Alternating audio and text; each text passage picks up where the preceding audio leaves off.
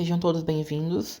Hoje falaremos sobre os conceitos demográficos, tópico extremamente importante dentro do estudo geográfico. Bem, para iniciarmos esse estudo, temos que saber primeiramente o que é a demografia. Bem, a demografia é a ciência que estuda a dinâmica populacional do mundo através de estatísticas. É ela que analisa o tamanho, a estrutura e a distribuição das populações, além de suas mudanças ao longo do tempo devido aos nascimentos, mortes, migrações e envelhecimento da população, por exemplo. A demografia também estuda características específicas da população, como a idade, o sexo, estado civil, educação, entre vários outros dados.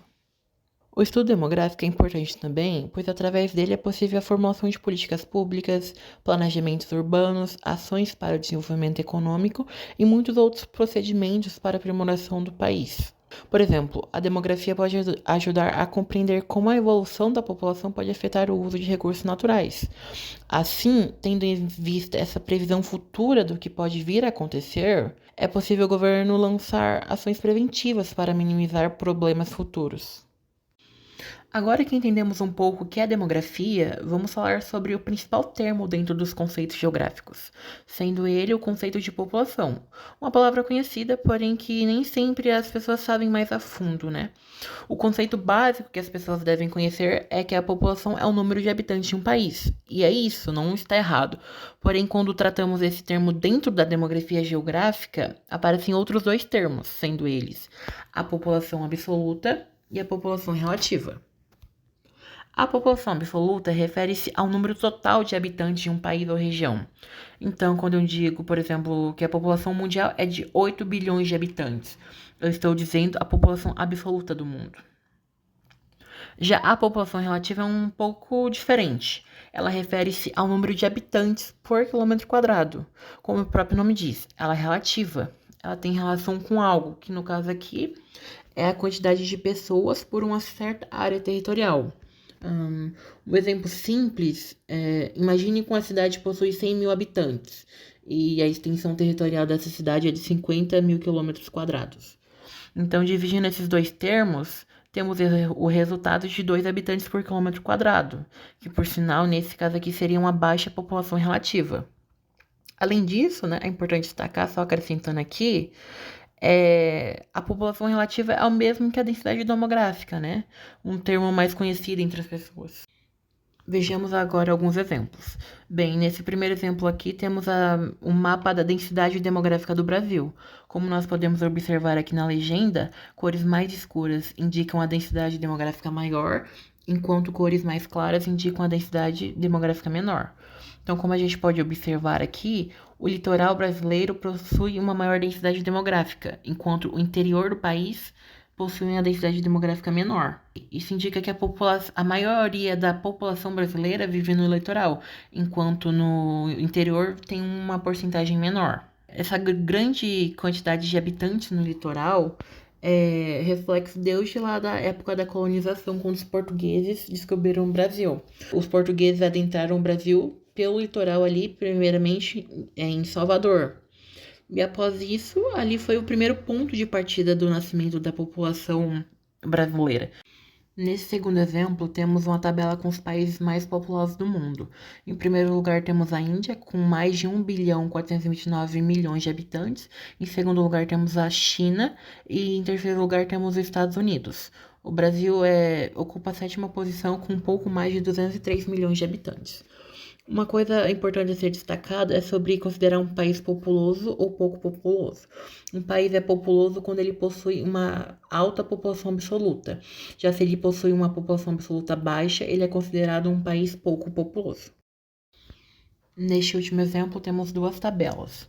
Uma com os países densamente povoados e outra com os países francamente povoados. Primeiramente, um país densamente povoado é aquele que tem uma densidade demográfica alta. Então, aqui em primeiro lugar, temos Mônaco, com a densidade demográfica de 16.620 habitantes por quilômetro quadrado. Já na segunda tabela, temos a lista com os países francamente povoados, ou seja, países que têm uma baixa densidade demográfica. Entre eles tem uma Rússia, Bolívia, Canadá, Austrália e Mongólia. Por exemplo, aqui a Rússia, ela possui uma densidade demográfica de 8,2 habitantes por quilômetro quadrado.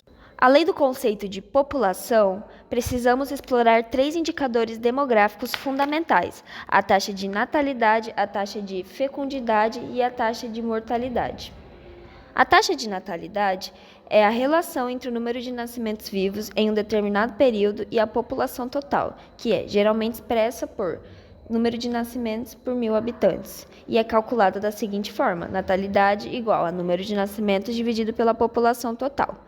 Já a taxa de mortalidade é a relação entre o número de óbitos em um determinado período e a população total, também geralmente expressa por número de mortes por 1.000 habitantes, e o seu cálculo é de número de mortes dividido por habitantes. Todavia, a taxa de fecundidade refere-se ao número médio de filhos que uma mulher teria ao longo de sua vida reprodutiva.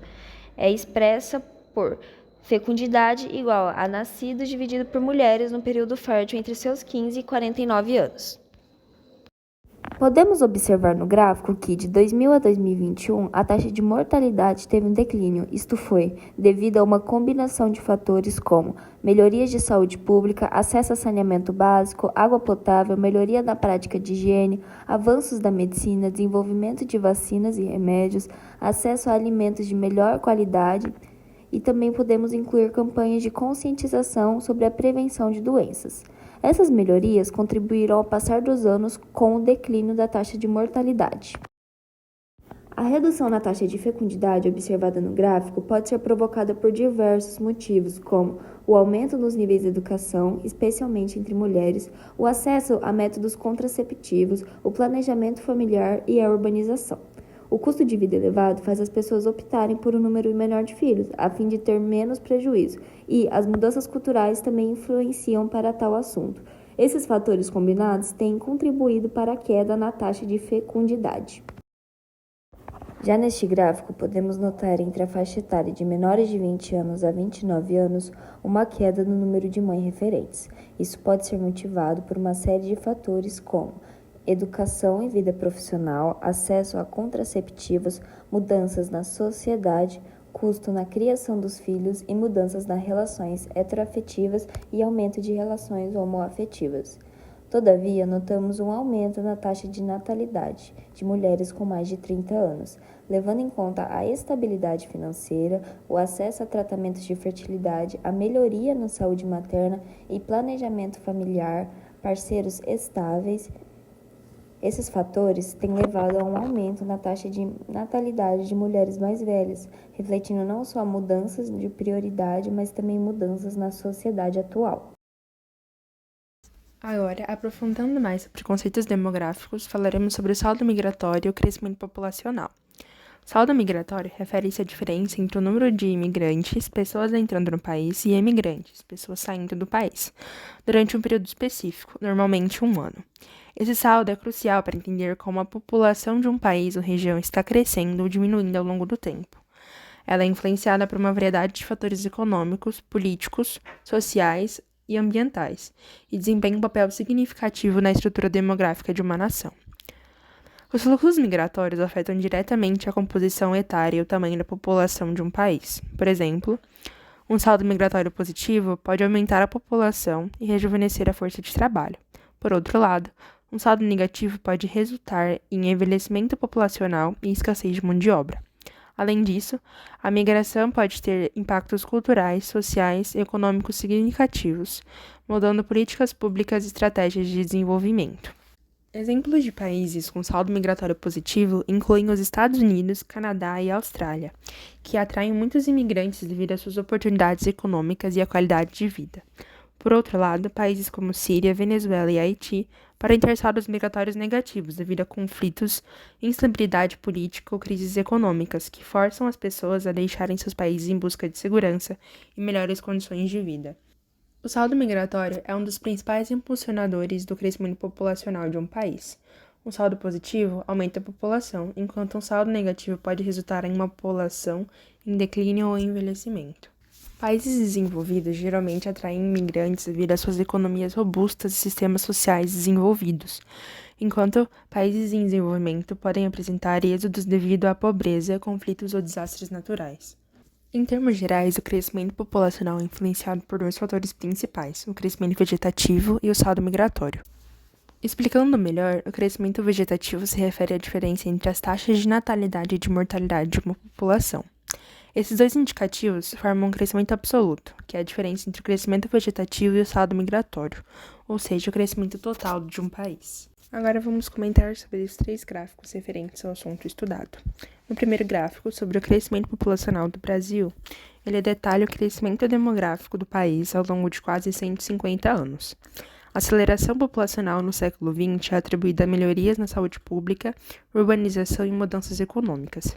A estabilização recente indica uma transição demográfica, com taxas de natalidade e mortalidade se aproximando.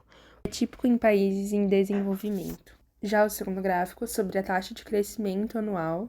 A variação nas taxas de crescimento entre os estados do Brasil pode ser explicada por fatores econômicos, sociais e ambientais. Roraima. A alta taxa, 2,96%, pode ser influenciada pela migração venezuelana. Santa Catarina e Mato Grosso.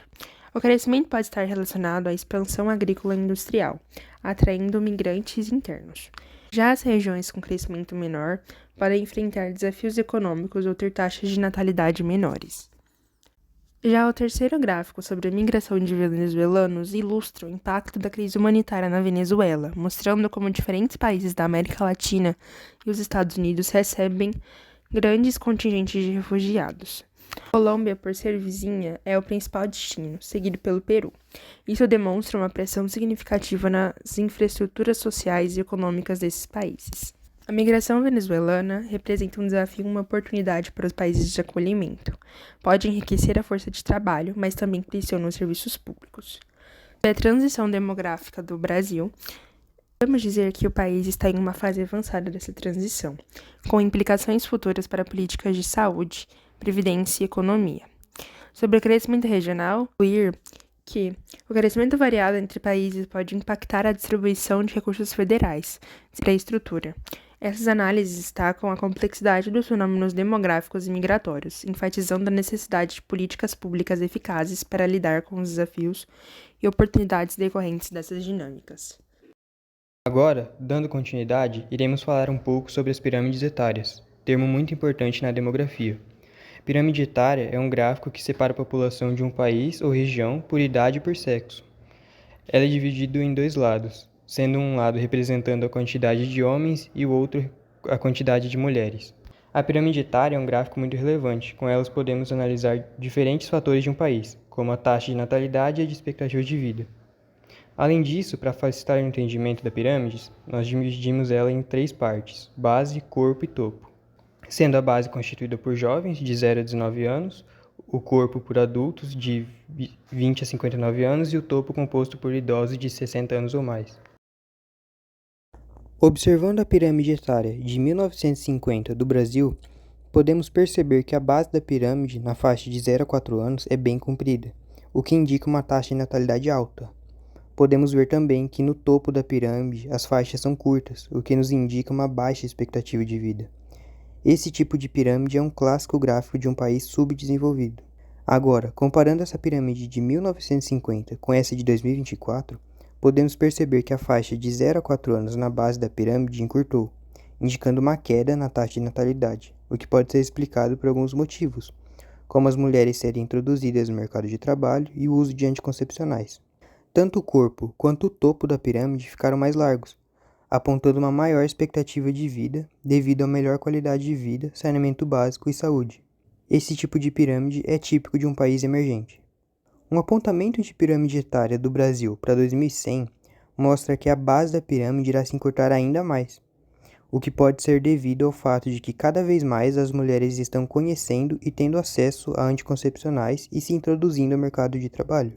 Tanto o corpo quanto o topo da pirâmide ficaram mais largos, mostrando uma melhora na expectativa de vida, o que pode ser explicado por uma possível melhoria da economia do país, assim melhorando a qualidade de vida, saúde e saneamento básico. Esse tipo de gráfico é típico de países desenvolvidos.